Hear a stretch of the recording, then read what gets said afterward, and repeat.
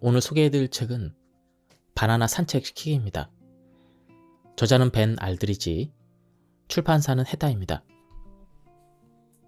첫 번째 책이 출간됐을 무렵 나는 어차피 코로나 봉쇄 조치로 집안에 갇혀있는 상황이었기에 스토아주의의 영감을 바탕으로 통제력을 기를 수 있는 다양한 도전 목록을 작성했다. 나중에 더 자세히 다루겠지만 스토아 철학자들은 사건이 발생했을 때 사건 자체가 아니라 자신이 보이는 반응에 집중하라고 말한다. 그러면 상황에 대한 통제권을 되찾을 수 있다고 말한다. 물론 봉쇄 기간 동안 수많은 제약이 있었지만 그렇다고 도전할 기회조차 없는 것은 아니었다. 나는 이러한 제약에 나 자신이 어떻게 반응하는지 주의 깊게 관찰하면서 어려운 상황에서도 최선의 결과를 이끌어내기 위해 노력했다. 우선 봉쇄 조치를 탓하며 손 놓고 집에 있는 대신 모험을 감행하기로 결심했다. 평소 등산을 즐겼던 나는 산에 갈 수 없다면 산을 집으로 옮겨오자고 생각했다. 그래서 에베레스트 산을 등반하는 것만큼 집에 있는 계단을 오르락내리락 하기로 했다. 나도 알고 있다. 이게 얼마나 황당무계한 도전인지를. 에베레스트 산 높이가 8,848m니까 계산을 해보면 계단을 2137번 오르락내리락 해야 된다는 결과가 나왔다. 이 도전을 완수하기까지는 당연히 꽤 오랜 시간이 걸렸다. 일정한 속도를 유지했지만 등반을 완료하기까지는 총 21시간이 걸렸다. 날수로 치면 8일이 걸렸는데 그동안 소모한 칼로리도 엄청났다. 맞다. 정말 희한한 등반이었다. 이 등반의 백미는 소셜미디어를 통해 이루어진 소통이었다. 나는 사람들의 뛰어난 공동체 의식 덕분에 가상등반 대원을 모집할 수 있었는데 심지어 에베레스트산 등반 회사로부터 쉐르파를 지원해주겠다는 제안을 받기도 했다. 에베레스트산 등반이 끝나고 몇 주가 지났다. 봉쇄 기간 동안 계속해서 도전을 이어나가기 위해 이번에는 정원에서 마라톤을 해보기로 했다. 계산기를 두드려보니 4,802바퀴를 돌아야 한다는 결론이 나왔다. 또 다른 황당무계한 도전이 시작된 것이다. 마라톤을 완주하는 데는 생각보다 오랜 시간이 걸렸다. 이웃 주민들은 아마 내가 미쳤다고 생각했을 것이다. 계단으로 에베레스트 산을 등반하고 정원에서 마라톤을 뛰는 나를 두고 많은 사람들이 제정신이 아니라며 입방아를 찧어댔다. 하지만 나는 전혀 개의치 않았다. 둘 다 내 평생 가장 기억에 남는 경험이 되었으니 말이다. 모든 것은 상황을 어떻게 바라보느냐에 달려있다. 이제 나는 영국이 첫 봉쇄 조치에 돌입했던 그 시기를 돌이킬 때마다 특별한 추억을 떠올릴 수 있게 되었다. 그 시간 동안 나는 힘든 상황 속에서도 어떻게 최선의 결과를 이끌어낼 수 있는지를 배우게 되었다. 물론 스토아 철학자들이 계단으로 에베레스트 산을 등반하거나 정원에서 마라톤을 뛰었던 것은 아니다. 그건 그저 내가 스토아 철학을 공부하면서 떠오른 영감 때문에 감행한 일들이었다. 스토아 철학이 당신을 어디로 이끌고 갈지는 결코 알 수가 없다. 다만 집안에 있는 계단 꼭대기보다는 더 먼 곳으로 독자 여러분들을 데려다 주길 바랄 뿐이다. 어른이 되고 나면 두렵고 불편한 일을 피하는 것이 그리 어렵지 않다. 안 하고 살면 그만이다. 가령 개공포증, 치과공포증, 고소공포증이 있다면 이러한 상황을 피하는 쪽으로 삶을 제한할 수가 있다. 문제는 그렇게 해도 두려움에서 완전히 벗어나긴 어렵다는 것이다. 우리는 인간이기 때문에 누구나 두려움을 느낄 수밖에 없다. 이는 지극히 정상이다. 다만 두려움을 받아들이고 함께 살아가는 법을 배워야 한다. 안티버킷 리스트는 이러한 두려움을 적극적으로 활용하는 것이다. 전혀 어울리지 않는 목적어와 동사를 연결해 놓은 것처럼 보이지만 두려움에 직면하는 것은 인간으로서 성장할 수 있는 놀라운 방법이다. 또한 스토아주의에 완벽하게 부합하는 일이기도 하다. 극도의 불안감에 시달리던 시절 내 안티버킷 리스트는 끝이 없었다. 대부분의 사람들에게는 너무나 사소해서 고려할 거리조차 되지 않는 일들이 리스트에 들어가 있었다. 당신에겐 버스를 타거나 고속도로를 운전하는 것과 같은 단순한 일상생활조차 큰 부담이 되었다. 시간이 흐른 뒤에 나는 안티버킷 리스트에 있는 그 리스트의 것들을 열심히 지어나가기 시작했다. 그러자 내 자신감도 함께 회복되기 시작했다. 나는 서두르지 않고 나의 한계를 하나둘씩 깨나갔다. 바늘 공포증을 극복하기 위해 한의사를 찾아가 침을 맞기도 했다. 집안에 있는 거미를 찾아서 맨손으로 잡기도 했다. 어쨌거나 이러한 도전은 내 삶에 큰 영향을 미쳤고 내 사고방식에도 큰 변화가 일어났다. 나는 여전히 두려움을 아는 채 살아가고 있다. 내 안티버킷 리스트에는 아직도 많은 것들이 남아있다. 하지만 여전히 하나둘씩 극복해 나가며 삶의 주도권을 잃지 않으려고 노력하는 중이다. 오늘날 행해지고 있는 심리치료 중에는 환자가 공포증을 극복하도록 돕는 노출요법이라는 게 있다. 두려움을 일으키는 대상에 환자를 노출시켜서 점차 둔감해지게 만드는 것이다. 안티버킷 리스트도 이와 비슷한 원리이다.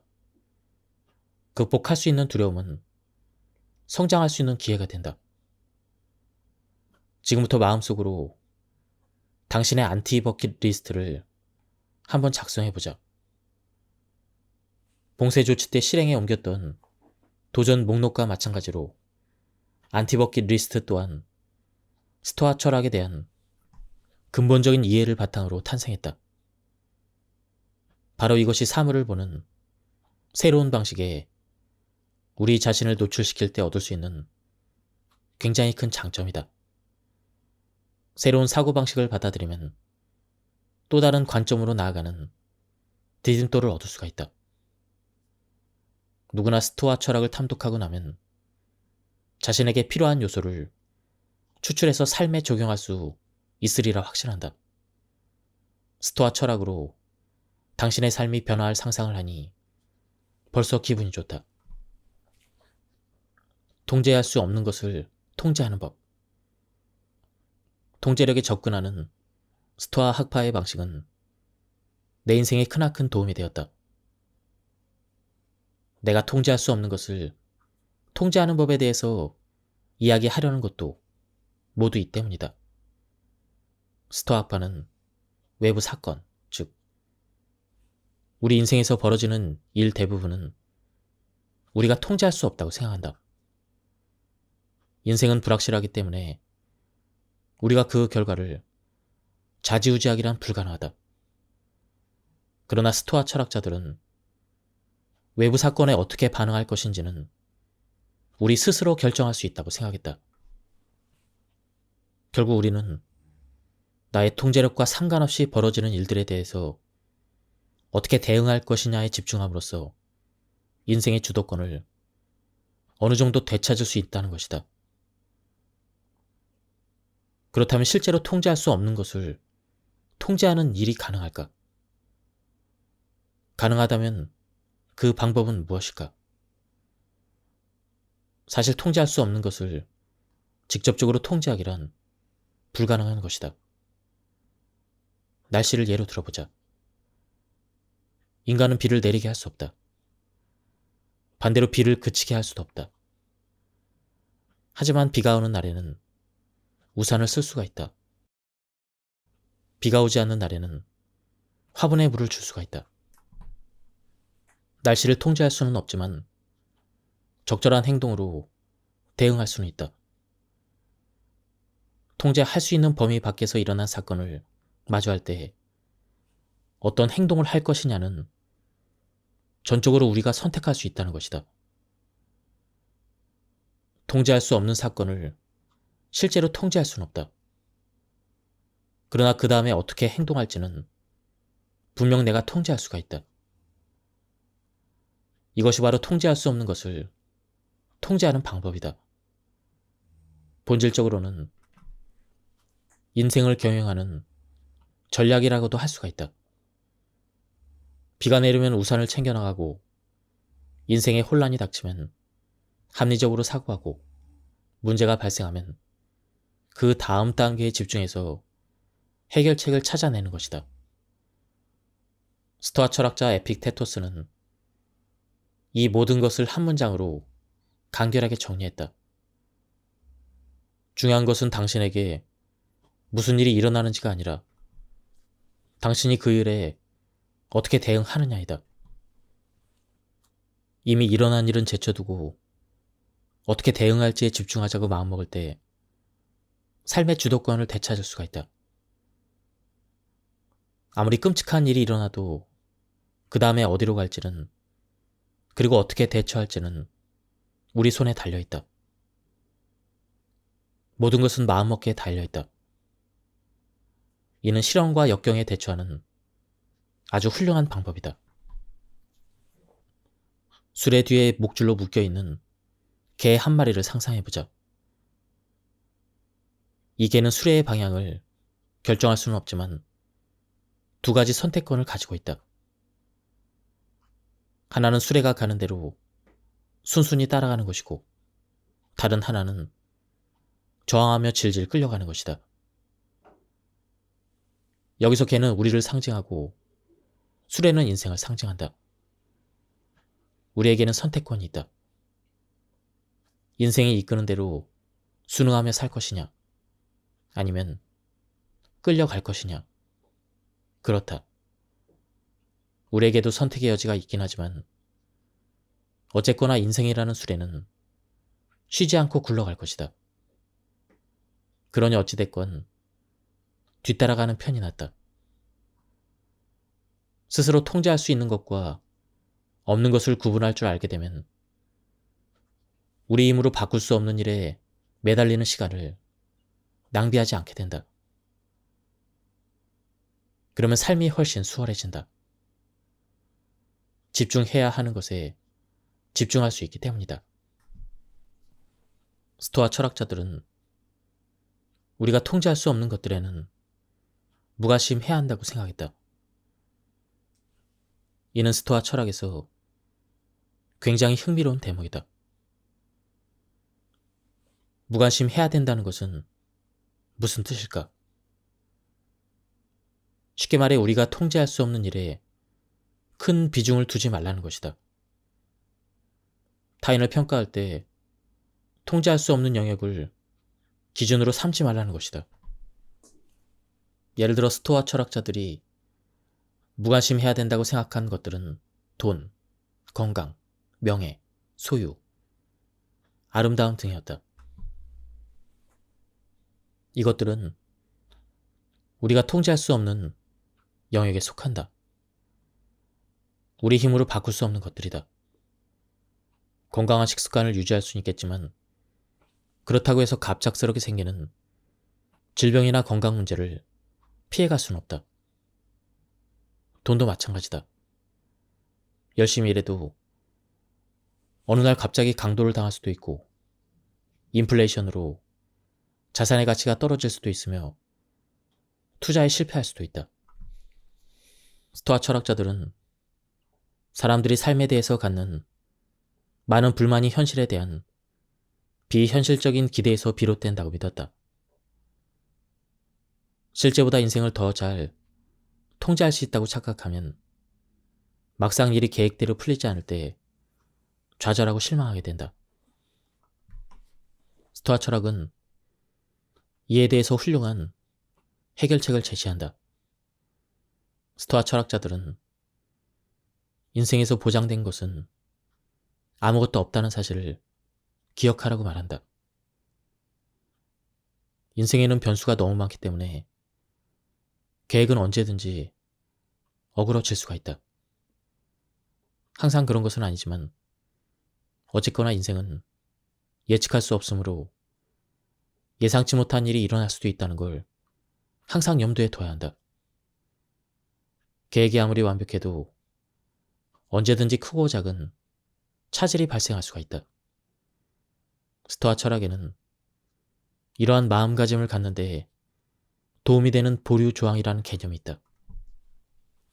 고대 스토아 학파는 이를 가리켜 후펙사이레시스라 불렀는데, 쉽게 말해 계획을 세울 때 문장 끝에 덧붙이는 운명이 허락한다면 이런 표현과 거의 동일하다.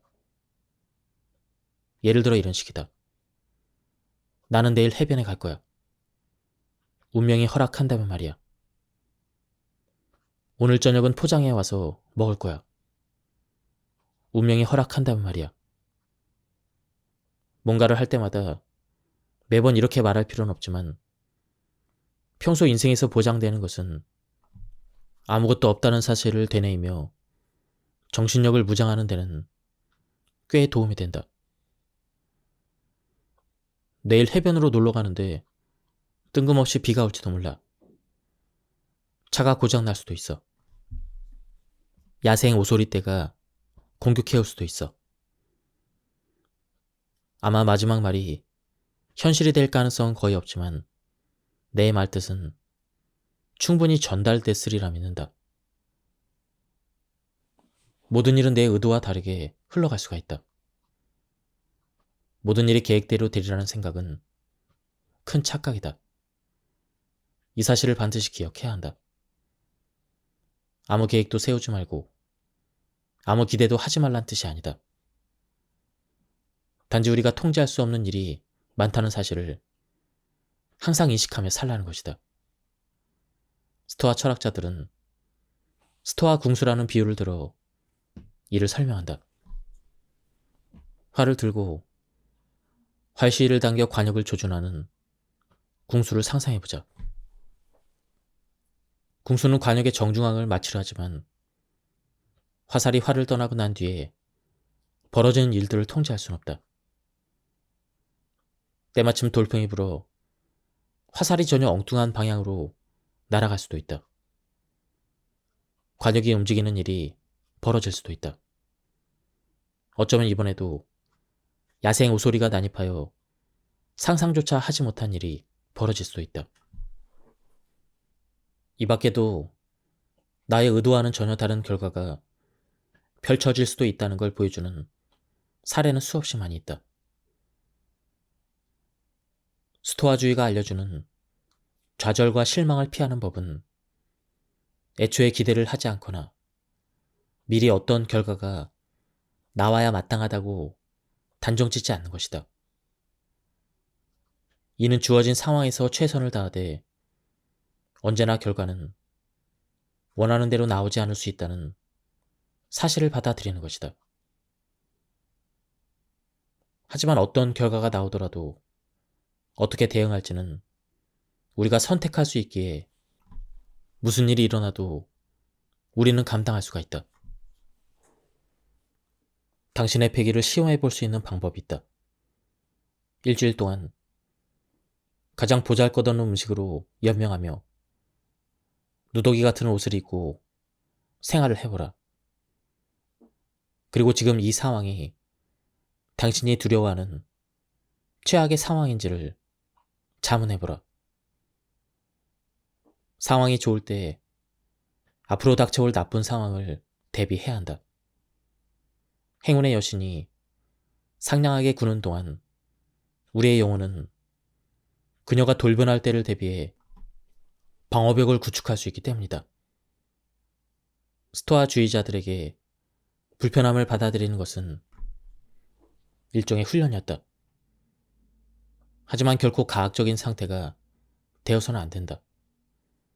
자발적인 불편함은 우리가 강인해지는 데 도움을 주기 위한 것이며 미래를 준비하고 앞으로 닥쳐올지도 모를 어려움에 대비하기 위한 것이다.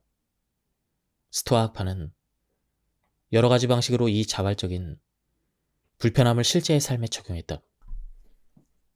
문자 그대로 일부러 약간의 불편함을 감수하는 것이다. 이렇게 하면 할수록 우리는 불편함이나 고통에 더 익숙해진다. 간단하지 않은가? 약간의 불편함을 초래할 수 있는 가장 확실한 방법은 신체를 움직이는 것이다. 운동은 때때로 우리 몸을 불편하게 만드는데 거기다 종류도 엄청나게 다양해서 입맛대로 고를 수가 있다. 일부러 불편함을 경험하는 또 다른 대중적인 방법으로는 추위와 더위를 견디는 훈련이 있다. 그 어떤 날씨도 개의치 않았던 것으로 유명한 로마 시대 스토아 철학자 카토는 계절과 상관없이 날씨와 전혀 어울리지 않는 옷을 입고 돌아다녔다고 한다. 이 훈련은 우리 삶에도 손쉽게 적용할 수가 있다. 온도와 날씨를 이용해 강인함을 기르는 방법은 매우 다양하다. 현대 스토아주의자 사이에서는 찬물로 샤워하기가 일종의 분문율이 되었는데 이는 스토아주의를 적극적으로 실천할 수 있는 가장 일반적인 방법 중 하나이다. 인간의 뇌는 상황을 부정적으로 판단하는 경향이 있다. 진화론적으로 봤을 때 이런 사고방식이 생존에 더 유리하기 때문이다. 옛날 인류가 동굴에 살던 시절엔 잠재적인 위험에 대비하기 위해 항상 신경을 곤두세우고 있어야 했다. 지금 덤불 속에서 움직이는 건 사람일까? 아니면 배고픈 맹수일까? 병적으로 신경을 곤두세울수록 방심할 가능성은 현저히 줄어든다. 결국 그 시절 인류의 뇌가 후손인 우리들에게까지 전해져 내려온 것이다. 부정적인 방향으로 치우친 판단 능력도 함께 말이다. 그러니 종종 자신의 천성이 비관적이더라도 너무 자책할 필요는 없다. 그 비관적인 성향이야말로 인류가 오랫동안 살아남을 수 있었던 생존 기술이었으니 말이다. 이에 대해서 스토아 학파는 모든 것을 부정적으로 바라보는 대신 객관적으로 바라보려고 노력했다. 부정적인 감정이 생각을 지배하지 않도록 자신이 느낀 인상과 자신이 내린 판단을 세심하게 살폈다. 익히 알려진 바와 같이 영국은 비가 많이 오는 곳이다. 비가 내리는 날에 날씨가 나쁘다거나 거지 같다고 말하는 것은 판단이다. 객관적인 진술이 아니다. 비가 오는 날은 그냥 비가 오는 날일 뿐이다. 그런 날씨를 나쁘다고 생각하는 것이 바로 문제이다. 비가 내리는 것은 우리가 통제할 수 없는 일이며 삶의 자연스러운 일부분이다. 만약 비가 영원히 내리지 않는다면 우리 앞에서는 처리해야 될 또 다른 문제가 닥칠 것이다. 스토아주의의 황금률은 우리에게 일어날 일들을 통제할 수는 없지만 이미 일어난 일에 대해서 우리가 어떻게 대응할지는 통제할 수 있다는 걸 알려준다. 어떻게 대응할지와 더불어 어떻게 인식할지도 우리가 통제할 수 있는 영역이다. 스토아주의의 황금률을 완전히 이해하고 나면 현실을 바라보는 시각이 180도 달라진다. 세상에는 우리가 영향력을 행사할 수 없는 일은 너무나도 많이 있다. 그런 것들을 일일이 부정적으로 판단하다 보면 우리 삶은 불쾌해지고 갖가지 문제로 가득 차게 된다. 스토아주의 황금률을 되새기는 일은 나의 부정적인 사고를 개선하는 데 엄청난 도움을 주었다. 자신도 모르게 부정적으로 인식하려는 상황을 맞닥뜨릴 때마다 나는 스토아주의 황금률을 떠올리며 집중을 하였다. 교통체증, 날씨, 다른 사람이 말하는 속도 등은 내가 통제할 수 없는 영역이라고 여러 번 되뇌이다 보면 짜증이나 분노가 차츰 누그러들었다. 당연한 말이지만 나라고 해서 항상 완벽한 것은 아니었다. 하지만 전략을 가지고 있는 것만으로도 나는 훨씬 더 나은 사람이 된다. 스토아 학파는 무슨 일이 일어나든지 가능한 한 침착하게 대처하고 객관적인 태도를 유지하라고 말한다. 결국 진짜 문제는 우리가 문제라고 인식해서 생긴다. 아우렐리우스는 이를 두고 다음과 같이 말했다. 어떤 외부적인 것 때문에 고통을 받고 있다면 당신이 지금 느끼는 그 괴로움은 외부적인 것 그 자체가 아니라 그 일에 대한 당신의 판단 때문이다. 그리고 당신의 힘으로 그 판단은 지금 당장이라도 처리할 수가 있다. 대부분의 사람들은 추방당하는 일을 나쁜 상황으로 인식한다. 그럼 추방당했을 때 스토아 철학자들이 어떻게 대처했는지 살펴보자.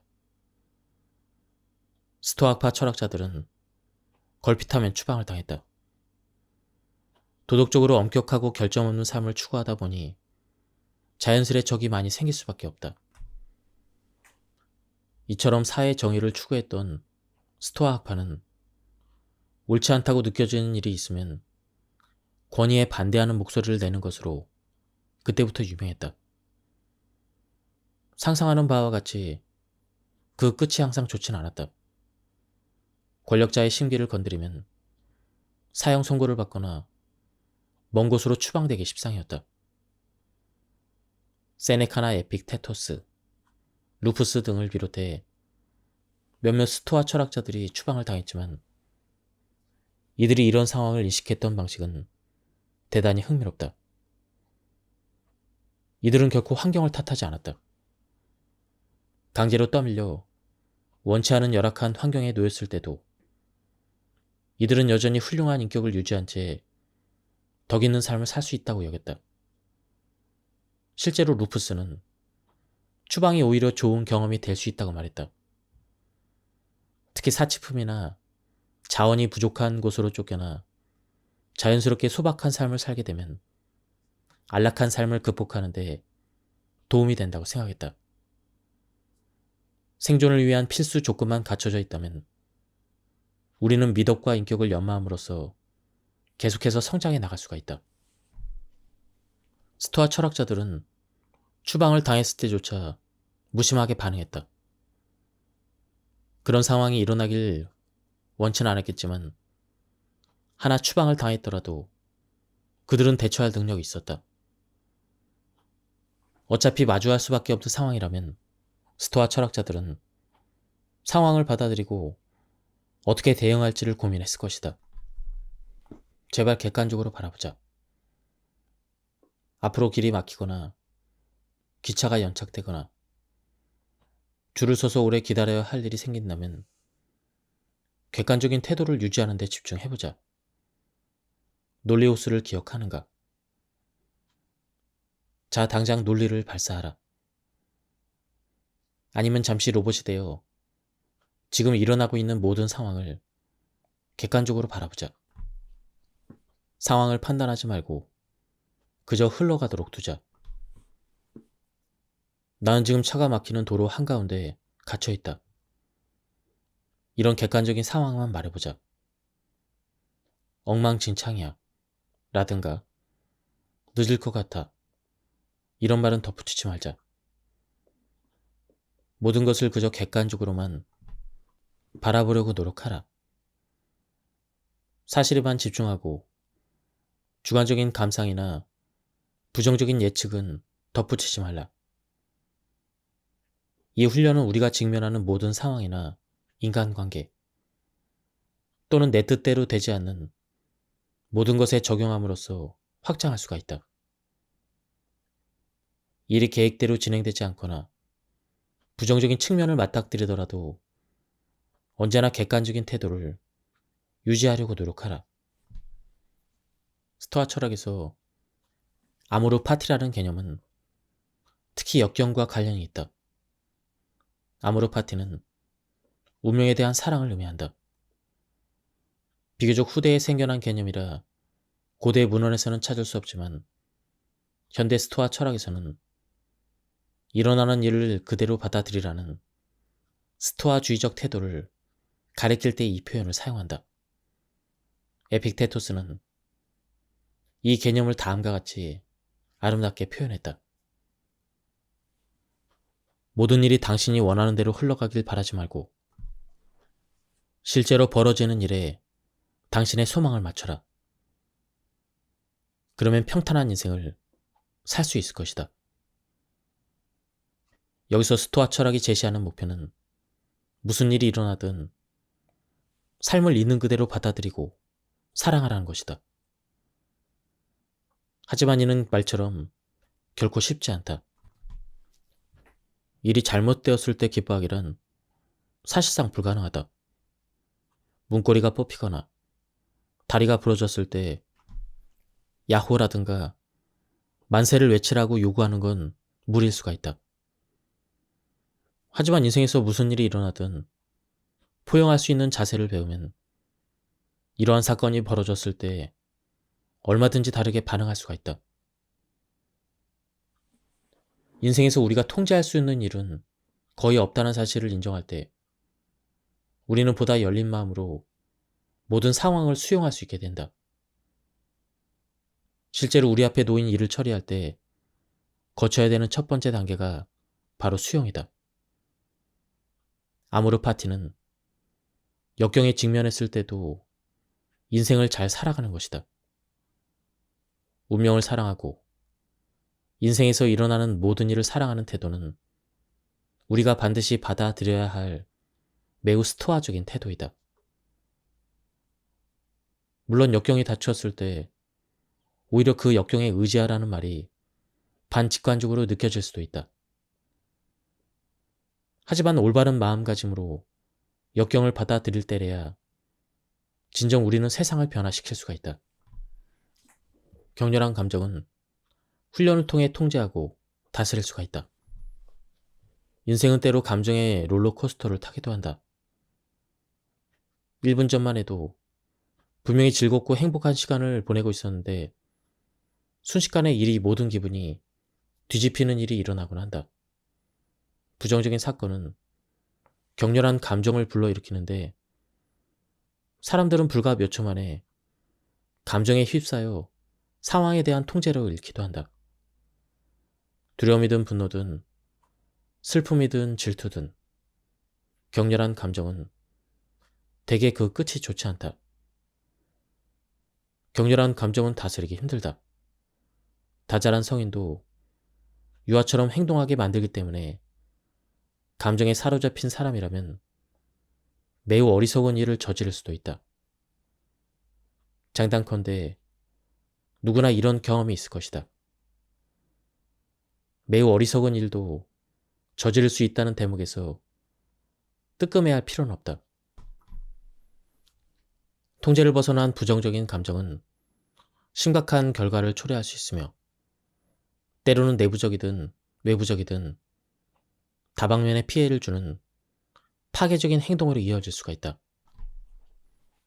감정을 효과적으로 관리하는 방법을 배우면 삶을 변화시킬 수가 있다. 지금 당장 스토아주의에 입문하라. 스토아파는 우리가 감정을 더 잘 통제하기를 바란다. 또한 우리가 운전석에 앉아 격렬한 감정의 노예가 되지 않기를 바란다. 내 생각도 다르지 않다.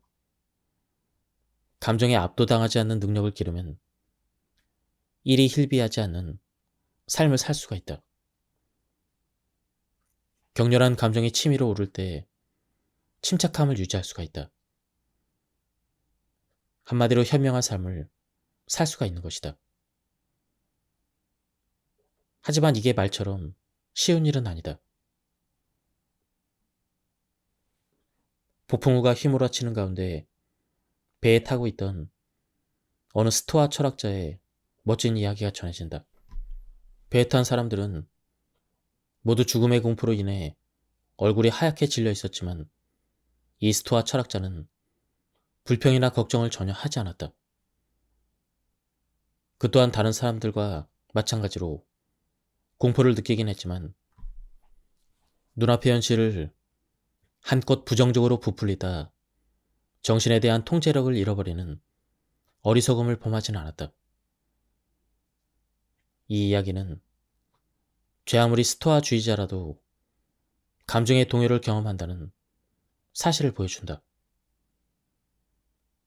이처럼 원초적인 반응은 통제할 수 있는 것이 아니다. 본능적인 반응이기 때문이다. 그러나 그 이후에 어떻게 반응하고 행동할지는 우리가 선택할 수가 있다. 참고로 스토아 철학에서는 감정 대신 열정이라는 단어를 자주 사용하곤 한다. 엄밀히 따지면 서로 다른 단어이긴 하지만 열정을 감정으로 대체하기만 해도 의미는 완벽하게 들어맞는다. 미리 알아두면 스토아주의 관련 서적을 읽을 때 매우 유용하다. 격렬한 감정이 일어날 때 스토아 철학에서는 이를 억누르도록 권하지 않는다. 스토아주의에 대해서 흔히들 오해하는 부분이 바로 이것이다. 감정을 억누르는 것은 좋은 생각이 아니다. 현대 심리학에서도 감정을 억압하는 것은 끔찍한 전략이며 감정을 무시하다가는 엉뚱한 곳에서 문제가 터질 수도 있다고 말한다. 이 문제에 대한 스토아적인 해결책은 감정이 격해지기 전에 그 기미를 포착하는 것이다.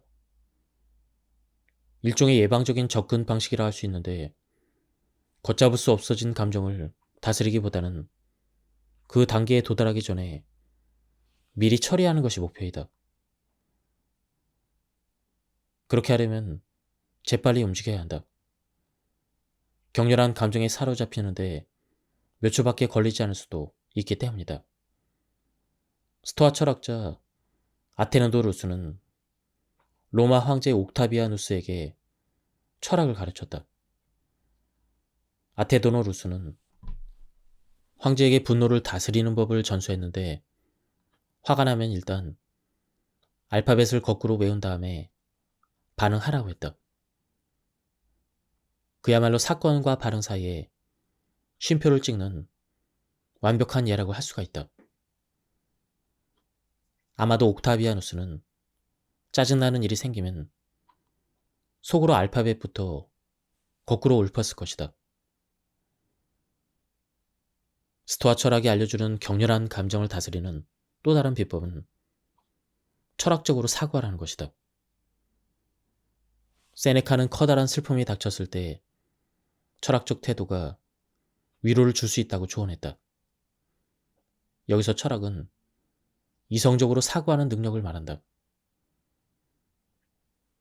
이성을 매우 중시하는 스토아 철학에서는 이성이 감정을 다스릴 수 있는 훌륭한 도구라고 생각했다. 이성적인 사고를 하면 지금 일어나고 있는 상황을 훨씬 더 객관적으로 이해할 수가 있다. 나쁜 일이 생기면 부정적인 감정이 들 수밖에 없다. 그러나 이렇게 혹은 저렇게 했다면 결과가 달랐을 텐데 이런 식으로 생각하기 시작하면 자기 자신을 괴롭히는 꼴밖에 되지 않는다. 어떤 일이 일어나고 어떤 일이 일어나지 않는지는 우리가 통제할 수 없다는 걸 인정하고 나면 마음이 편해진다. 그러니 자기 자신에게 가혹하게 굴 필요는 없다. 살다 보면 힘들 때도 있지만 적어도 그 상황에 어떻게 대응할지는 우리가 선택할 수가 있다. 이것이야말로 우리가 상황에 대한 통제력을 되찾을 수 있는 유일한 방법이다. 스토아주의의 황금률이 또다시 우리를 구해준다. 감정에 휩싸이기 시작할 때 주의를 딴 데로 돌리면 놀라운 일이 일어난다. 우리 내에서 논리적인 영역을 잘 활용하면 격렬한 감정의 파도를 효과적으로 다스릴 수가 있다. 체스나 테트리스, 수도쿠 같은 게임을 할 때면 뇌의 논리적인 영역이 활성화된다. 논리적인 영역과 감정적인 영역을 동시에 사용하긴 힘들다.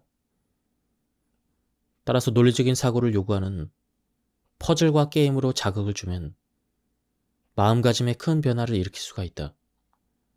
어떤 면에서 이 방법은 스토아 철학에서 말하는 감정 반응을 잠시 뒤로 미루는 것과 논리적이고 이성적으로 사고하는 것을 결합한 것이라 할 수가 있다. 돌 하나로 두 마리의 새를 잡는 셈이라고 할까? 또 다른 대안은 몸을 움직이라는 것이다. 격렬한 감정이 치밀 때 할 수 있다면 팔 굽혀 펴기, 전력 질주, 스쿼트 같은 격렬한 신체 활동을 해보자. 물론 어떤 신체 활동을 할지는 상황에 따라 선택하길 바란다. 만약 상사에게 짜증이 치미는 말을 듣는 도중 어딘가를 향해 뛰어가 버리면 나중에 수습이 힘들어질 수도 있다. 어떤 상황이든 상식적인 범위 안에서 행동하길 바란다. 주의를 분산시켜 감정을 다스리는 방법은 효과는 있지만 문제의 근본 원인까지는 해결할 수는 없다. 물론 원인과 상관없이 단지 감정 조절에만 집중하고 싶은 사람도 있겠지만 가능하다면 근본적인 원인에 대해서 생각해 보는 것도 나쁘지 않다. 상대하기 힘든 사람을 상대하는 법. 스토아 학파에서는 우리와 다른 의견을 가진 사람이나 상대하기 힘든 사람들을 상대할 때 어떻게 해야 되는지에 대해서 훌륭한 조언을 제시한다. 살아간다는 것은 곧 이런 유형의 사람들과 마주칠 수밖에 없다는 뜻임을 받아들여야 한다. 아우렐리우스는 우리에게 이런 사람을 만날 수도 있다고 예상함으로써 미리 마음의 준비를 하라고 한다. 오늘 아침에 일어나면 자신에게 말하라. 오늘 내가 상대할 사람들은 참견이 심하고 감사할 줄도 모르며 오만하고 정직하지 못하고 질투심이 많고 무례할 것이다. 우리가 마주칠 모든 사람이 이렇다는 뜻은 아니다. 부디 아니길 바란다. 이런 부류의 사람을 만날 가능성이 있다는 것을 아는 것만으로도 세상을 현실적으로 바라보는데 도움이 될 수가 있다. 우리가 사는 세상은 디즈니 영화가 아니다. 그러므로 나쁜 사람들이 있는 건 당연한 사실이다. 물론 모든 사람이 끔찍하거나 이 세상은 뒤에서 음모를 꾸미는 사람들로만 가득한 소름 끼치는 잔인한 곳이라고만 생각하라는 뜻이 아니다. 다만 세상에는 상대하기 힘든 사람이 있다는 사실을 인식해야 된다는 것이다. 그래도 우리는 여전히 포용적인 태도로 그들 또한 같은 우주 속에 속한 동료 시민으로 바라봐야만 한다. 하지만 그렇다고 해서 그들의 행동이나 사고방식까지 지지할 필요는 없다.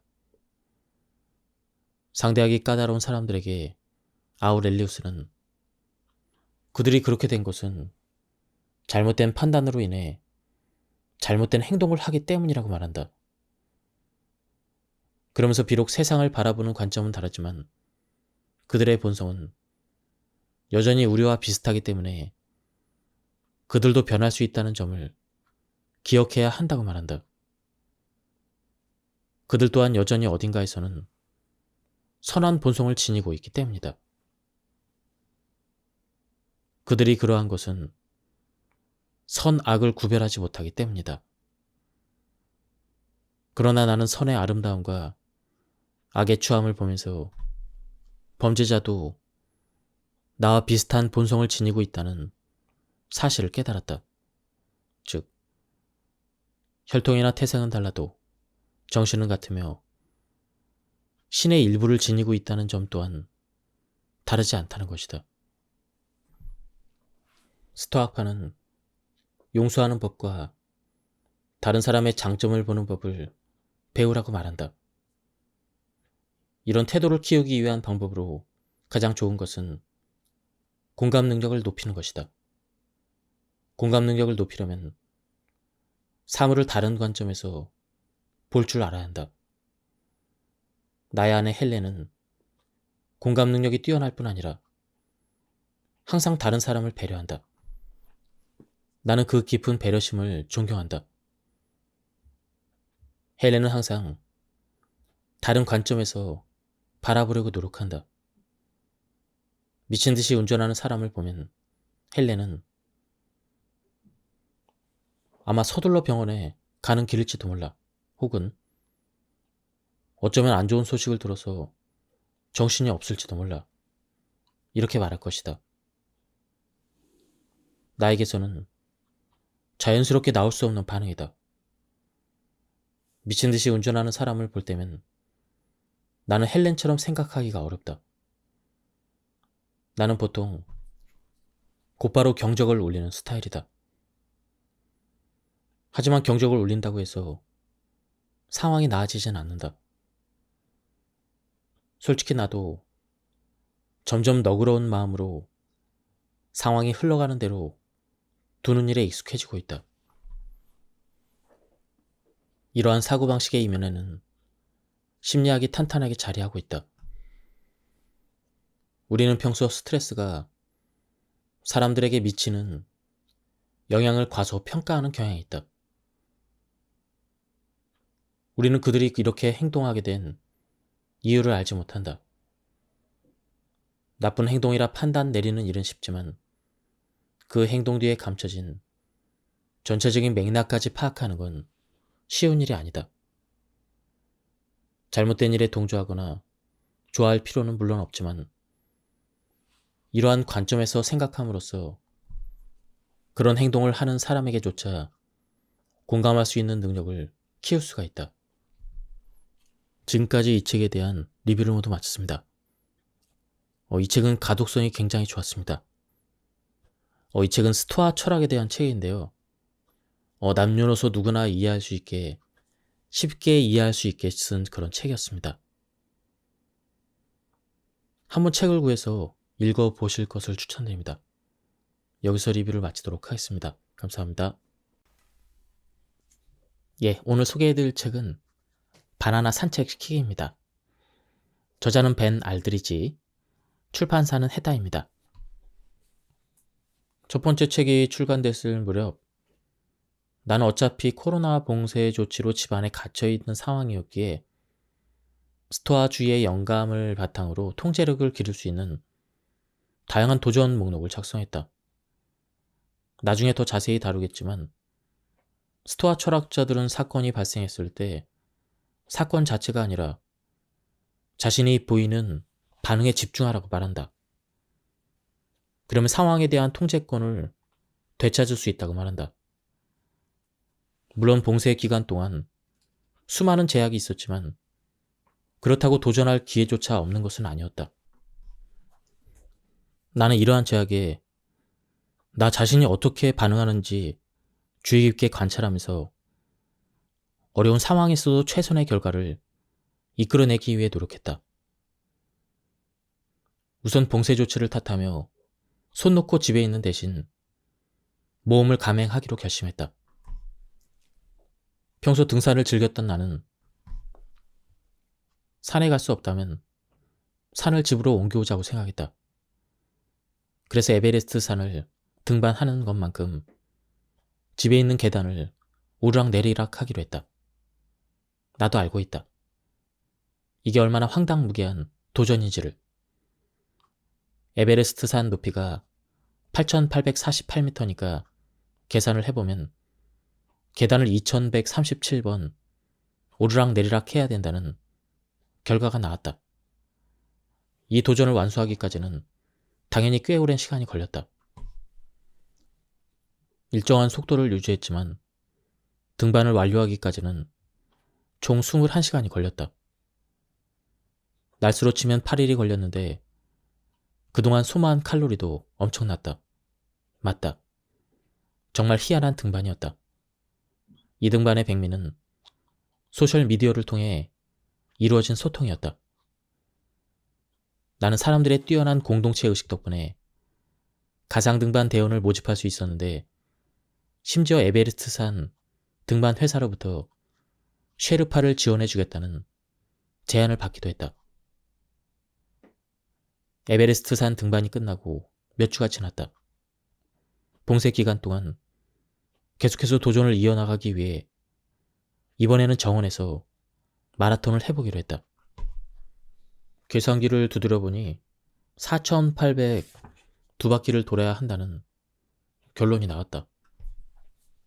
또 다른 황당무계한 도전이 시작된 것이다. 마라톤을 완주하는 데는 생각보다 오랜 시간이 걸렸다. 이웃 주민들은 아마 내가 미쳤다고 생각했을 것이다. 계단으로 에베레스트 산을 등반하고 정원에서 마라톤을 뛰는 나를 두고 많은 사람들이 제정신이 아니라며 입방아를 찧어댔다. 하지만 나는 전혀 개의치 않았다. 둘 다 내 평생 가장 기억에 남는 경험이 되었으니 말이다. 모든 것은 상황을 어떻게 바라보느냐에 달려있다. 이제 나는 영국이 첫 봉쇄 조치에 돌입했던 그 시기를 돌이킬 때마다 특별한 추억을 떠올릴 수 있게 되었다. 그 시간 동안 나는 힘든 상황 속에서도 어떻게 최선의 결과를 이끌어낼 수 있는지를 배우게 되었다. 물론 스토아 철학자들이 계단으로 에베레스트 산을 등반하거나 정원에서 마라톤을 뛰었던 것은 아니다. 그건 그저 내가 스토아 철학을 공부하면서 떠오른 영감 때문에 감행한 일들이었다. 스토아 철학이 당신을 어디로 이끌고 갈지는 결코 알 수가 없다. 다만 집안에 있는 계단 꼭대기보다는 더 먼 곳으로 독자 여러분들을 데려다 주길 바랄 뿐이다. 어른이 되고 나면 두렵고 불편한 일을 피하는 것이 그리 어렵지 않다. 안 하고 살면 그만이다. 가령 개공포증, 치과공포증, 고소공포증이 있다면 이러한 상황을 피하는 쪽으로 삶을 제한할 수가 있다. 문제는 그렇게 해도 두려움에서 완전히 벗어나긴 어렵다는 것이다. 우리는 인간이기 때문에 누구나 두려움을 느낄 수밖에 없다. 이는 지극히 정상이다. 다만 두려움을 받아들이고 함께 살아가는 법을 배워야 한다. 안티버킷 리스트는 이러한 두려움을 적극적으로 활용하는 것이다. 전혀 어울리지 않는 목적어와 동사를 연결해 놓은 것처럼 보이지만 두려움에 직면하는 것은 인간으로서 성장할 수 있는 놀라운 방법이다. 또한 스토아주의에 완벽하게 부합하는 일이기도 하다. 극도의 불안감에 시달리던 시절 내 안티버킷 리스트는 끝이 없었다. 대부분의 사람들에게는 너무나 사소해서 고려할 거리조차 되지 않는 일들이 리스트에 들어가 있었다. 당신에겐 버스를 타거나 고속도로를 운전하는 것과 같은 단순한 일상생활조차 큰 부담이 되었다. 시간이 흐른 뒤에 나는 안티버킷 리스트에 있는 그 리스트의 것들을 열심히 지어나가기 시작했다. 그러자 내 자신감도 함께 회복되기 시작했다. 나는 서두르지 않고 나의 한계를 하나둘씩 깨나갔다. 바늘 공포증을 극복하기 위해 한의사를 찾아가 침을 맞기도 했다. 집안에 있는 거미를 찾아서 맨손으로 잡기도 했다. 어쨌거나 이러한 도전은 내 삶에 큰 영향을 미쳤고 내 사고방식에도 큰 변화가 일어났다. 나는 여전히 두려움을 아는 채 살아가고 있다. 내 안티버킷 리스트에는 아직도 많은 것들이 남아있다. 하지만 여전히 하나둘씩 극복해 나가며 삶의 주도권을 잃지 않으려고 노력하는 중이다. 오늘날 행해지고 있는 심리치료 중에는 환자가 공포증을 극복하도록 돕는 노출요법이라는 게 있다. 두려움을 일으키는 대상에 환자를 노출시켜서 점차 둔감해지게 만드는 것이다. 안티버킷 리스트도 이와 비슷한 원리이다. 극복할 수 있는 두려움은 성장할 수 있는 기회가 된다. 지금부터 마음속으로 당신의 안티버킷 리스트를 한번 작성해보자. 봉쇄 조치 때 실행에 옮겼던 도전 목록과 마찬가지로 안티버킷 리스트 또한 스토아 철학에 대한 근본적인 이해를 바탕으로 탄생했다. 바로 이것이 사물을 보는 새로운 방식에 우리 자신을 노출시킬 때 얻을 수 있는 굉장히 큰 장점이다. 새로운 사고방식을 받아들이면 또 다른 관점으로 나아가는 디딤돌을 얻을 수가 있다. 누구나 스토아 철학을 탐독하고 나면 자신에게 필요한 요소를 추출해서 삶에 적용할 수 있으리라 확신한다. 스토아 철학으로 당신의 삶이 변화할 상상을 하니 벌써 기분이 좋다. 통제할 수 없는 것을 통제하는 법. 통제력에 접근하는 스토아 학파의 방식은 내 인생에 크나큰 도움이 되었다. 내가 통제할 수 없는 것을 통제하는 법에 대해서 이야기하려는 것도 모두 이 때문이다. 스토아 학파는 외부 사건, 즉 우리 인생에서 벌어지는 일 대부분은 우리가 통제할 수 없다고 생각한다.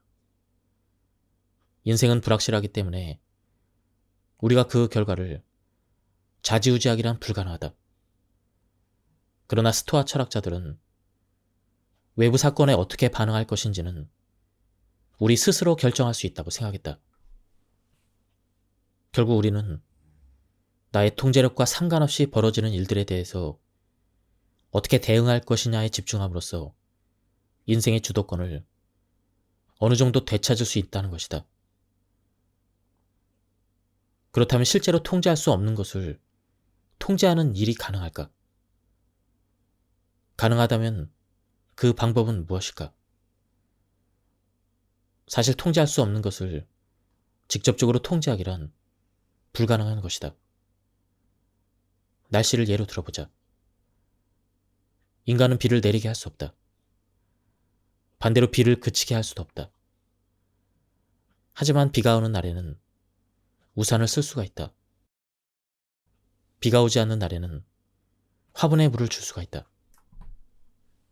날씨를 통제할 수는 없지만 적절한 행동으로 대응할 수는 있다. 통제할 수 있는 범위 밖에서 일어난 사건을 마주할 때 어떤 행동을 할 것이냐는 전적으로 우리가 선택할 수 있다는 것이다.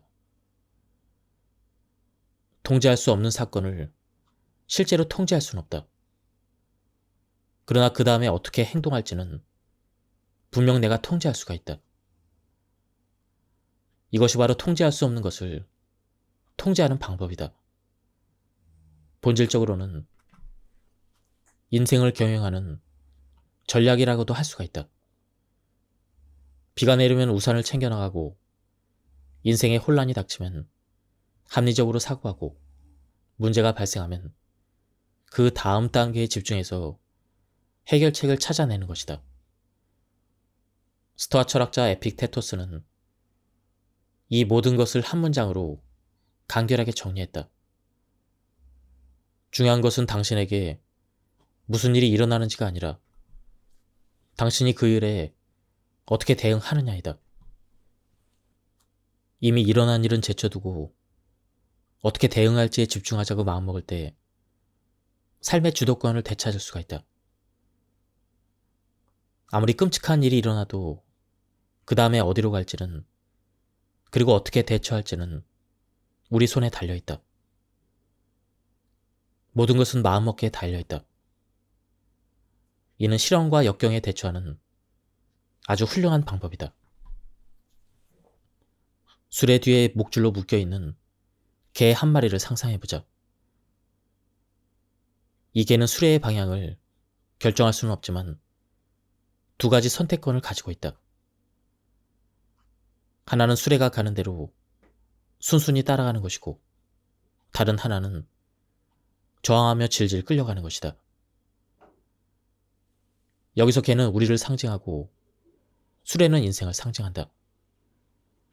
우리에게는 선택권이 있다. 인생이 이끄는 대로 순응하며 살 것이냐, 아니면 끌려갈 것이냐. 그렇다. 우리에게도 선택의 여지가 있긴 하지만 어쨌거나 인생이라는 수레는 쉬지 않고 굴러갈 것이다. 그러니 어찌됐건 뒤따라가는 편이 낫다. 스스로 통제할 수 있는 것과 없는 것을 구분할 줄 알게 되면 우리 힘으로 바꿀 수 없는 일에 매달리는 시간을 낭비하지 않게 된다. 그러면 삶이 훨씬 수월해진다. 집중해야 하는 것에 집중할 수 있기 때문이다. 스토아 철학자들은 우리가 통제할 수 없는 것들에는 무관심해야 한다고 생각했다. 이는 스토아 철학에서 굉장히 흥미로운 대목이다. 무관심해야 된다는 것은 무슨 뜻일까? 쉽게 말해 우리가 통제할 수 없는 일에 큰 비중을 두지 말라는 것이다. 타인을 평가할 때 통제할 수 없는 영역을 기준으로 삼지 말라는 것이다. 예를 들어 스토아 철학자들이 무관심해야 된다고 생각한 것들은 돈, 건강, 명예, 소유, 아름다움 등이었다. 이것들은 우리가 통제할 수 없는 영역에 속한다. 우리 힘으로 바꿀 수 없는 것들이다. 건강한 식습관을 유지할 수는 있겠지만 그렇다고 해서 갑작스럽게 생기는 질병이나 건강 문제를 피해갈 수는 없다. 돈도 마찬가지다.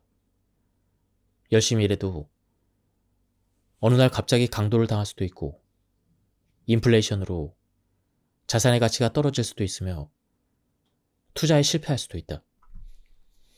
스토아 철학자들은 사람들이 삶에 대해서 갖는 많은 불만이 현실에 대한 비현실적인 기대에서 비롯된다고 믿었다. 실제보다 인생을 더 잘 통제할 수 있다고 착각하면 막상 일이 계획대로 풀리지 않을 때 좌절하고 실망하게 된다. 스토아 철학은 이에 대해서 훌륭한 해결책을 제시한다. 스토아 철학자들은 인생에서 보장된 것은 아무것도 없다는 사실을 기억하라고 말한다. 인생에는 변수가 너무 많기 때문에 계획은 언제든지 어그러질 수가 있다. 항상 그런 것은 아니지만 어쨌거나 인생은 예측할 수 없으므로 예상치 못한 일이 일어날 수도 있다는 걸 항상 염두에 둬야 한다. 계획이 아무리 완벽해도 언제든지 크고 작은 차질이 발생할 수가 있다. 스토아 철학에는 이러한 마음가짐을 갖는 데 도움이 되는 보류 조항이라는 개념이 있다. 고대 스토아 학파는 이를 가리켜 후펙사이레시스라 불렀는데 쉽게 말해 계획을 세울 때 문장 끝에 덧붙이는 운명이 허락한다면 이런 표현과 거의 동일하다.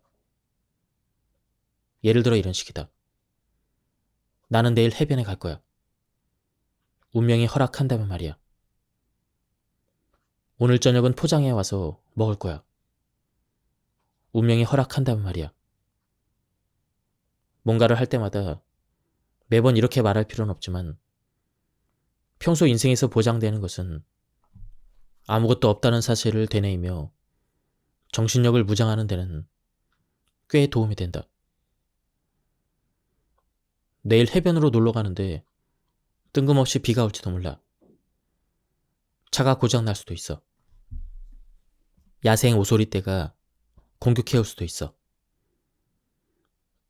아마 마지막 말이 현실이 될 가능성은 거의 없지만 내 말뜻은 충분히 전달됐으리라 믿는다. 모든 일은 내 의도와 다르게 흘러갈 수가 있다. 모든 일이 계획대로 되리라는 생각은 큰 착각이다. 이 사실을 반드시 기억해야 한다. 아무 계획도 세우지 말고 아무 기대도 하지 말란 뜻이 아니다. 단지 우리가 통제할 수 없는 일이 많다는 사실을 항상 인식하며 살라는 것이다. 스토아 철학자들은 스토아 궁수라는 비유를 들어 이를 설명한다. 활을 들고 활시위를 당겨 관역을 조준하는 궁수를 상상해보자. 궁수는 관역의 정중앙을 맞추려 하지만 화살이 활을 떠나고 난 뒤에 벌어지는 일들을 통제할 수는 없다.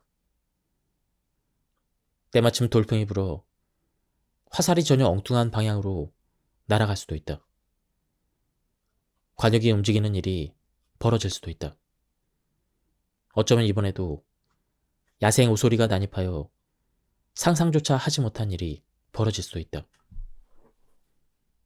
이 밖에도 나의 의도와는 전혀 다른 결과가 펼쳐질 수도 있다는 걸 보여주는 사례는 수없이 많이 있다.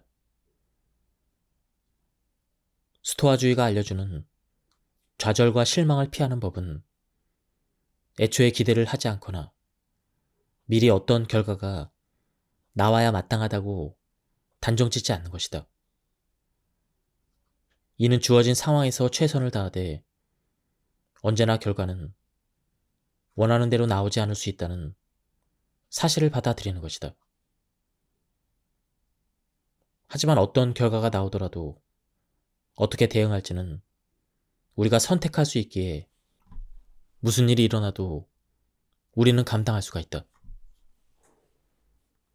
당신의 패기를 시험해 볼 수 있는 방법이 있다.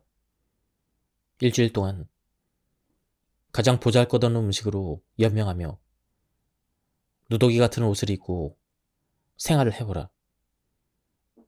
그리고 지금 이 상황이 당신이 두려워하는 최악의 상황인지를 자문해보라.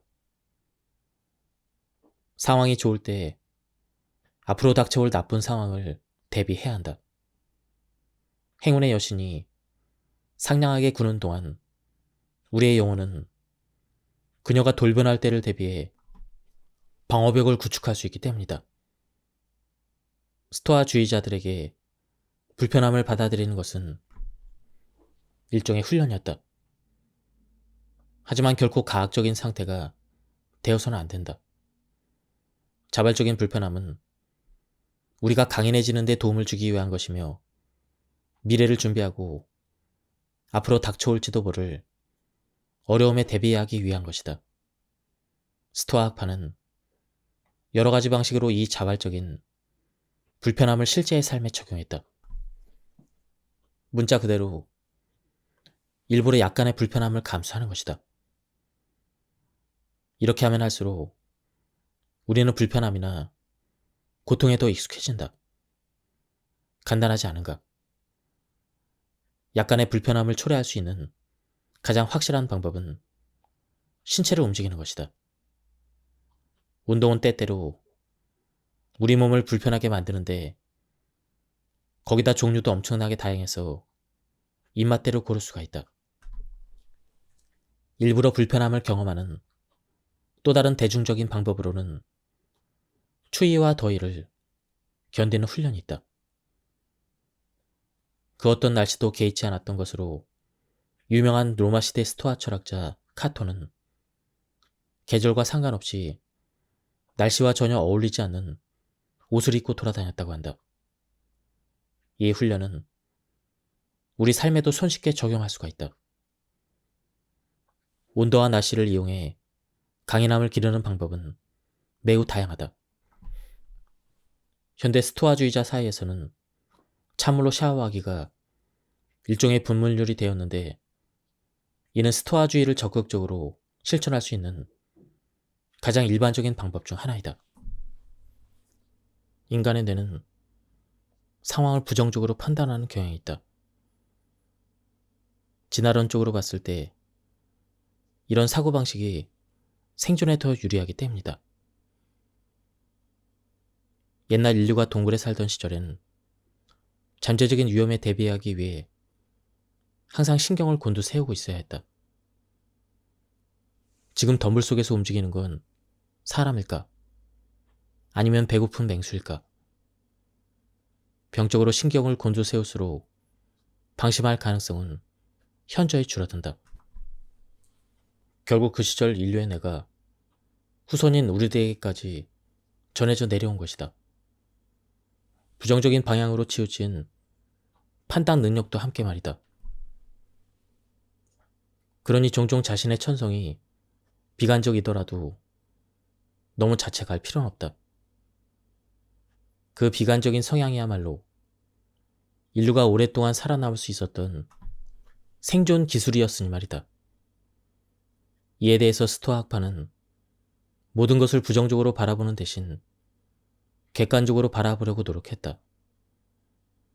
부정적인 감정이 생각을 지배하지 않도록 자신이 느낀 인상과 자신이 내린 판단을 세심하게 살폈다.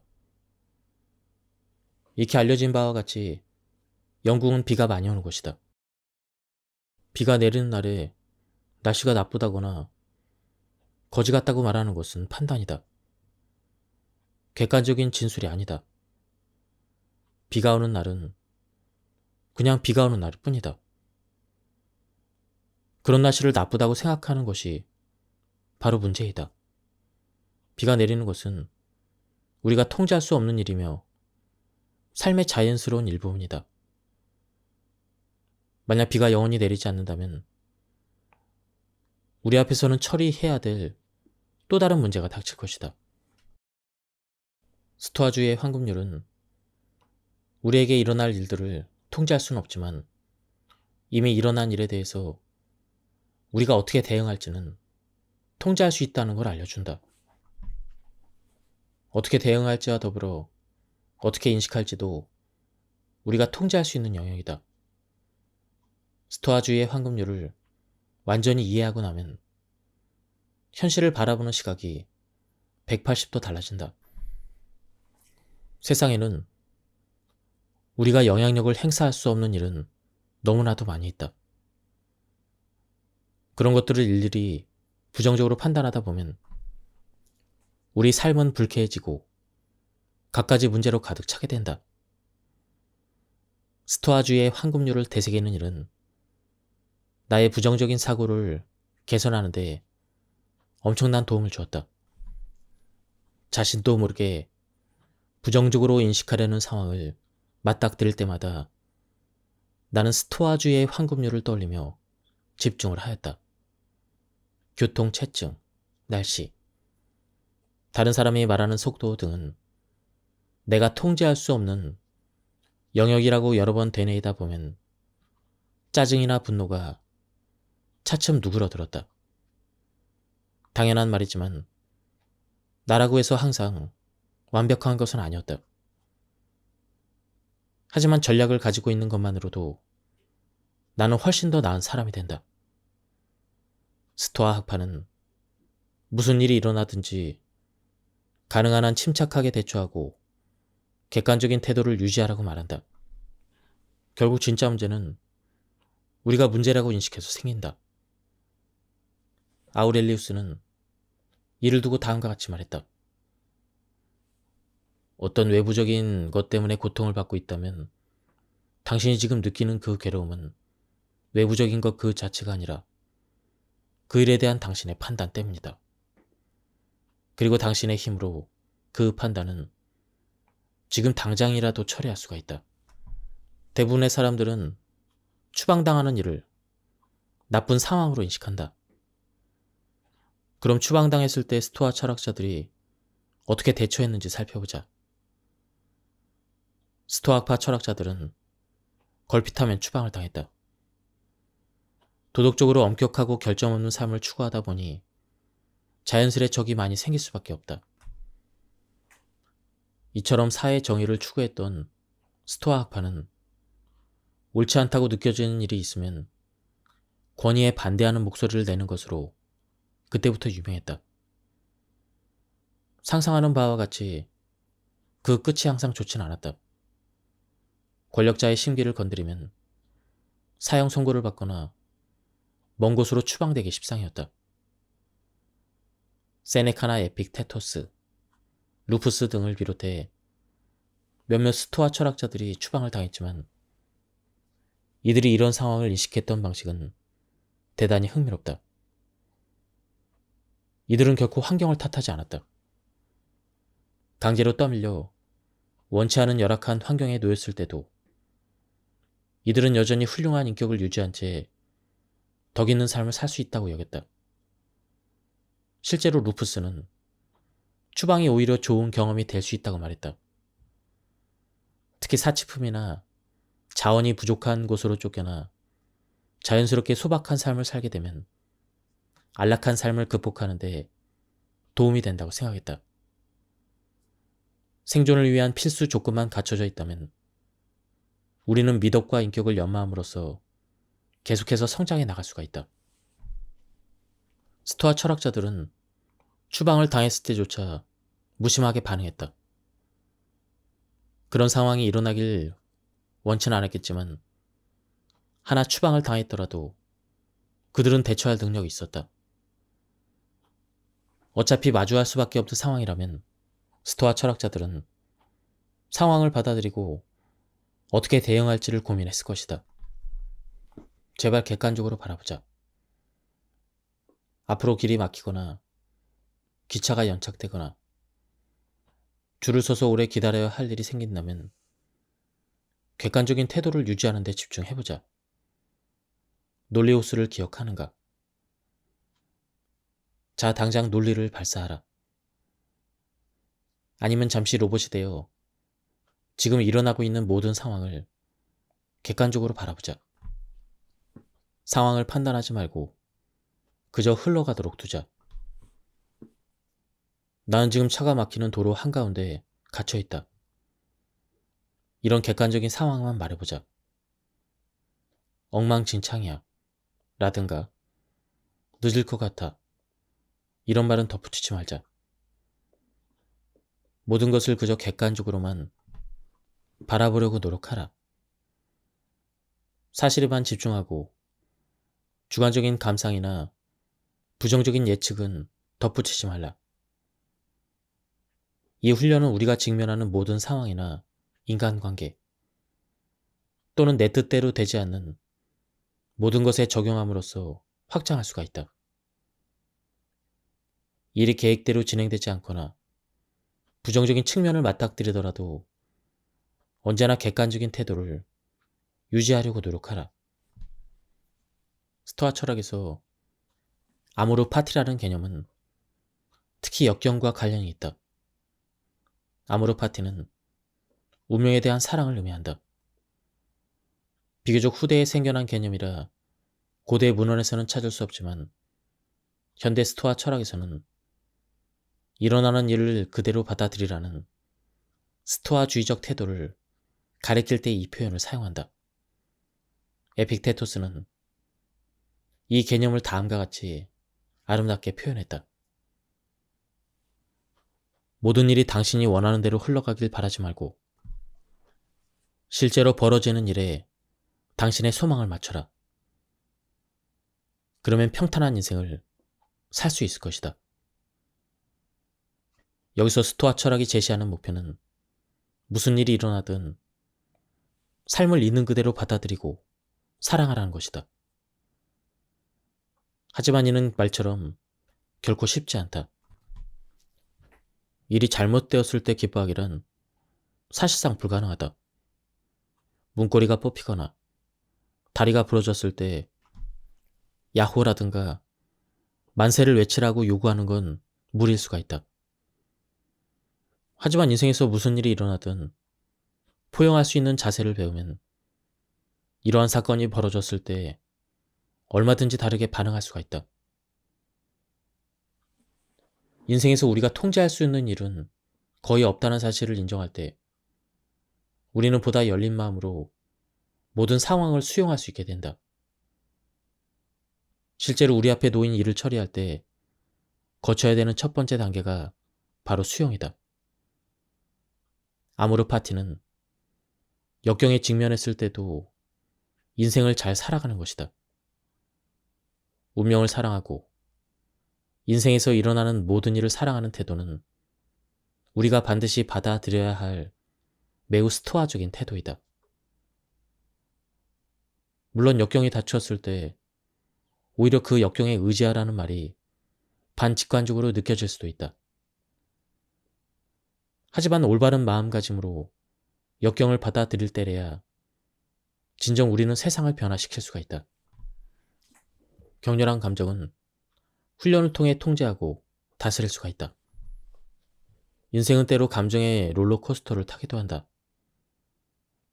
1분 전만 해도 분명히 즐겁고 행복한 시간을 보내고 있었는데 순식간에 모든 기분이 뒤집히는 일이 일어나곤 한다. 부정적인 사건은 격렬한 감정을 불러일으키는데 사람들은 불과 몇 초 만에 감정에 휩싸여 상황에 대한 통제력을 잃기도 한다. 두려움이든 분노든 슬픔이든 질투든 격렬한 감정은 대개 그 끝이 좋지 않다. 격렬한 감정은 다스리기 힘들다. 다자란 성인도 유아처럼 행동하게 만들기 때문에 감정에 사로잡힌 사람이라면 매우 어리석은 일을 저지를 수도 있다. 장단컨대 누구나 이런 경험이 있을 것이다. 매우 어리석은 일도 저지를 수 있다는 대목에서 뜨끔해할 필요는 없다. 통제를 벗어난 부정적인 감정은 심각한 결과를 초래할 수 있으며 때로는 내부적이든 외부적이든 다방면에 피해를 주는 파괴적인 행동으로 이어질 수가 있다. 감정을 효과적으로 관리하는 방법을 배우면 삶을 변화시킬 수가 있다. 지금 당장 스토아주의에 입문하라. 스토아파는 우리가 감정을 더 잘 통제하기를 바란다. 또한 우리가 운전석에 앉아 격렬한 감정의 노예가 되지 않기를 바란다. 내 생각도 다르지 않다. 감정에 압도당하지 않는 능력을 기르면 일이 hil비하지 않는 삶을 살 수가 있다. 격렬한 감정이 치밀어 오를 때 침착함을 유지할 수가 있다.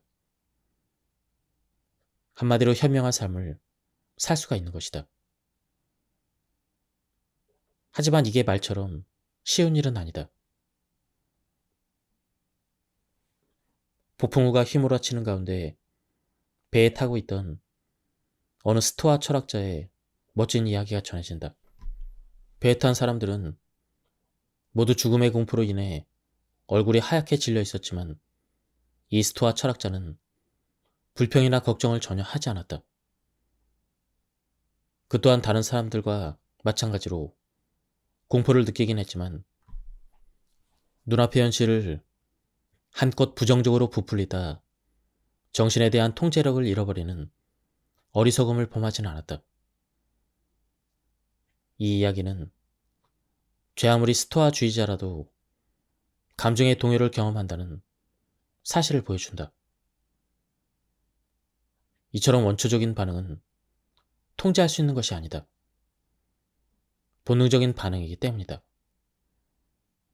그러나 그 이후에 어떻게 반응하고 행동할지는 우리가 선택할 수가 있다. 참고로 스토아 철학에서는 감정 대신 열정이라는 단어를 자주 사용하곤 한다. 엄밀히 따지면 서로 다른 단어이긴 하지만 열정을 감정으로 대체하기만 해도 의미는 완벽하게 들어맞는다. 미리 알아두면 스토아주의 관련 서적을 읽을 때 매우 유용하다. 격렬한 감정이 일어날 때 스토아 철학에서는 이를 억누르도록 권하지 않는다. 스토아 주의에 대해서 흔히들 오해하는 부분이 바로 이것이다. 감정을 억누르는 것은 좋은 생각이 아니다. 현대 심리학에서도 감정을 억압하는 것은 끔찍한 전략이며, 감정을 무시하다가는 엉뚱한 곳에서 문제가 터질 수도 있다고 말한다. 이 문제에 대한 스토아적인 해결책은 감정이 격해지기 전에 그 기미를 포착하는 것이다. 일종의 예방적인 접근 방식이라 할 수 있는데, 걷잡을 수 없어진 감정을 다스리기보다는 그 단계에 도달하기 전에 미리 처리하는 것이 목표이다. 그렇게 하려면 재빨리 움직여야 한다. 격렬한 감정에 사로잡히는데 몇 초밖에 걸리지 않을 수도 있기 때문이다. 스토아 철학자 아테네도루스는 로마 황제 옥타비아누스에게 철학을 가르쳤다. 아테노루스는 황제에게 분노를 다스리는 법을 전수했는데, 화가 나면 일단 알파벳을 거꾸로 외운 다음에 반응하라고 했다. 그야말로 사건과 반응 사이에 쉼표를 찍는 완벽한 예라고 할 수가 있다. 아마도 옥타비아누스는 짜증나는 일이 생기면 속으로 알파벳부터 거꾸로 읊었을 것이다. 스토아 철학이 알려주는 격렬한 감정을 다스리는 또 다른 비법은 철학적으로 사과라는 것이다. 세네카는 커다란 슬픔이 닥쳤을 때 철학적 태도가 위로를 줄 수 있다고 조언했다. 여기서 철학은 이성적으로 사과하는 능력을 말한다. 이성을 매우 중시하는 스토아 철학에서는 이성이 감정을 다스릴 수 있는 훌륭한 도구라고 생각했다. 이성적인 사고를 하면 지금 일어나고 있는 상황을 훨씬 더 객관적으로 이해할 수가 있다. 나쁜 일이 생기면 부정적인 감정이 들 수밖에 없다. 그러나 이렇게 혹은 저렇게 했다면 결과가 달랐을 텐데, 이런 식으로 생각하기 시작하면 자기 자신을 괴롭히는 꼴밖에 되지 않는다. 어떤 일이 일어나고 어떤 일이 일어나지 않는지는 우리가 통제할 수 없다는 걸 인정하고 나면 마음이 편해진다. 그러니 자기 자신에게 가혹하게 굴 필요는 없다. 살다 보면 힘들 때도 있지만 적어도 그 상황에 어떻게 대응할지는 우리가 선택할 수가 있다. 이것이야말로 우리가 상황에 대한 통제력을 되찾을 수 있는 유일한 방법이다. 스토아주의의 황금률이 또다시 우리를 구해준다. 감정에 휩싸이기 시작할 때 주의를 딴 데로 돌리면 놀라운 일이 일어난다. 우리 내에서 논리적인 영역을 잘 활용하면 격렬한 감정의 파도를 효과적으로 다스릴 수가 있다. 체스나 테트리스, 수도쿠 같은 게임을 할 때면 뇌의 논리적인 영역이 활성화된다. 논리적인 영역과 감정적인 영역을 동시에 사용하기는 힘들다. 따라서 논리적인 사고를 요구하는 퍼즐과 게임으로 자극을 주면 마음가짐에 큰 변화를 일으킬 수가 있다. 어떤 면에서 이 방법은 스토아 철학에서 말하는 감정 반응을 잠시 뒤로 미루는 것과 논리적이고 이성적으로 사고하는 것을 결합한 것이라 할 수가 있다. 돌 하나로 두 마리의 새를 잡는 셈이라고 할까? 또 다른 대안은 몸을 움직이라는 것이다. 격렬한 감정이 치밀 때 할 수 있다면 팔 굽혀 펴기, 전력 질주, 스쿼트 같은 격렬한 신체 활동을 해보자. 물론 어떤 신체 활동을 할지는 상황에 따라 선택하길 바란다. 만약 상사에게 짜증이 치미는 말을 듣는 도중 어딘가를 향해 뛰어가 버리면 나중에 수습이 힘들어질 수도 있다. 어떤 상황이든 상식적인 범위 안에서 행동하길 바란다. 주의를 분산시켜 감정을 다스리는 방법은 효과는 있지만 문제의 근본 원인까지는 해결할 수는 없다. 물론 원인과 상관없이 단지 감정 조절에만 집중하고 싶은 사람도 있겠지만 가능하다면 근본적인 원인에 대해서 생각해 보는 것도 나쁘지 않다. 상대하기 힘든 사람을 상대하는 법. 스토아 학파에서는 우리와 다른 의견을 가진 사람이나 상대하기 힘든 사람들을 상대할 때 어떻게 해야 되는지에 대해서 훌륭한 조언을 제시한다. 살아간다는 것은 곧 이런 유형의 사람들과 마주칠 수밖에 없다는 뜻임을 받아들여야 한다. 아우렐리우스는 우리에게 이런 사람을 만날 수도 있다고 예상함으로써 미리 마음의 준비를 하라고 한다. 오늘 아침에 일어나면 자신에게 말하라.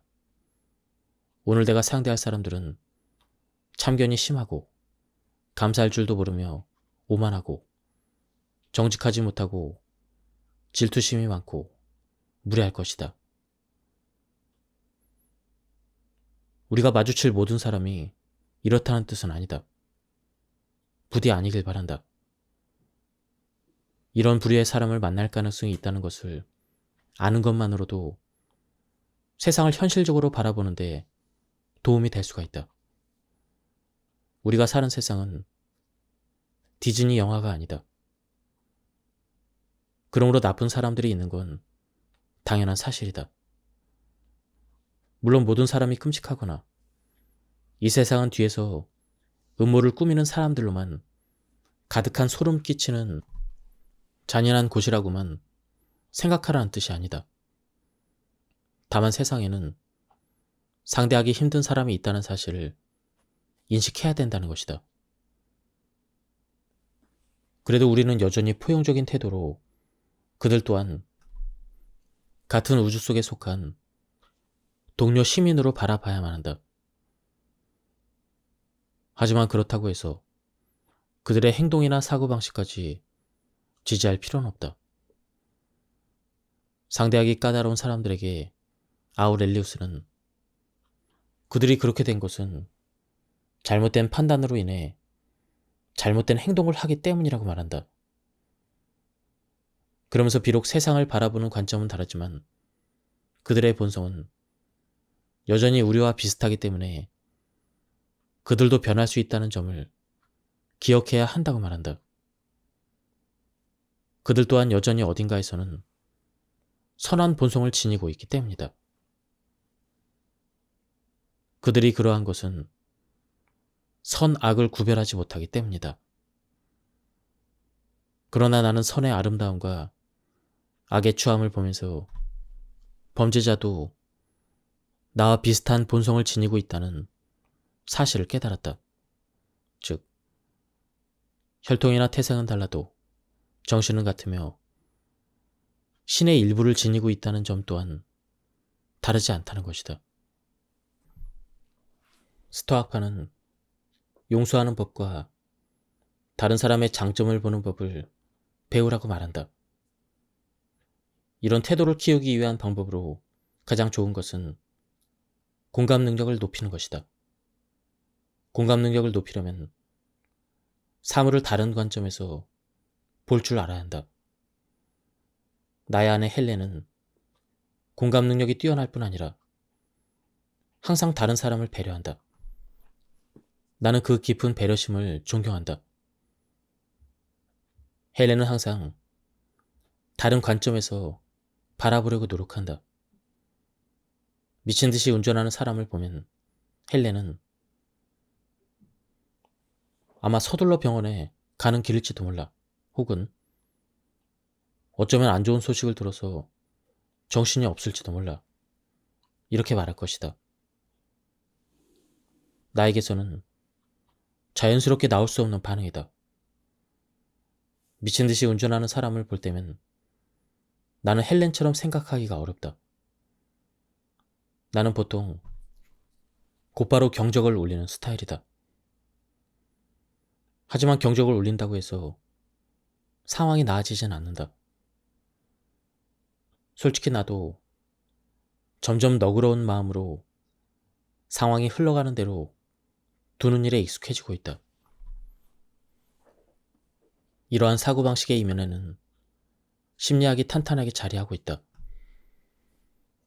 우리는 평소 스트레스가 사람들에게 미치는 영향을 과소평가하는 경향이 있다. 우리는 그들이 이렇게 행동하게 된 이유를 알지 못한다. 나쁜 행동이라 판단 내리는 일은 쉽지만 그 행동 뒤에 감춰진 전체적인 맥락까지 파악하는 건 쉬운 일이 아니다. 잘못된 일에 동조하거나 좋아할 필요는 물론 없지만 이러한 관점에서 생각함으로써 그런 행동을 하는 사람에게조차 공감할 수 있는 능력을 키울 수가 있다. 지금까지 이 책에 대한 리뷰를 모두 마쳤습니다. 이 책은 가독성이 굉장히 좋았습니다. 이 책은 스토아 철학에 대한 책인데요. 남녀노소 누구나 이해할 수 있게, 쉽게 이해할 수 있게 쓴 그런 책이었습니다. 한번 책을 구해서 읽어보실 것을 추천드립니다. 여기서 리뷰를 마치도록 하겠습니다. 감사합니다.